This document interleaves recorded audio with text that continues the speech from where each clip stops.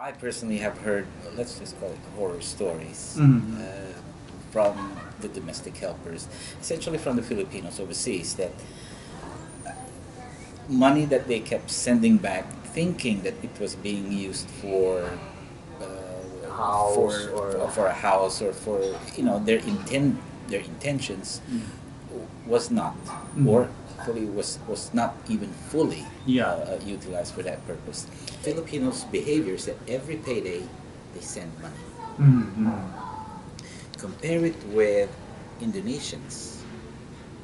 They don't send every payday. They send every 2 or 3 months. Mm. Why is that? It's the culture. They say, I asked the Indonesians, and they say it's inherent in them. So they couldn't ask questions. They couldn't answer the question, why are you sending once every 2 months or 3 months? Yeah. In fact, they're the ones asking the Filipinos, why are you sending every month? Yeah, yeah. Now, whether they're saving or not, I guess we can see that the Filipinos tend to have challenges in Mm-hmm. saving Mm. rather than sending.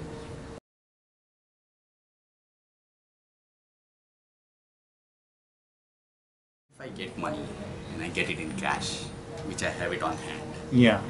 physical cash, I am bound to, as by nature, I am bound to spend it because it's disposable. It's in my hands. Mm-hmm. Mm-hmm. Whereas if I have something which is going to the bank account and it's lying there, then probably I won't be that impulsive to spend it. Mm-hmm. The person having bank accounts is in single digits, Yes. as compared to, let's say, other countries like probably India.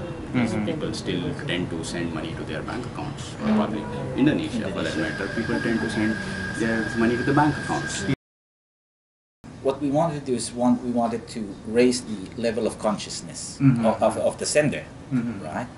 How much he's sending, how much he's saving or keeping for himself overseas, so that now he could. It's not a solution by itself, but by raising the awareness of how much they are spending or sending back home, gives already something like an advantage for them.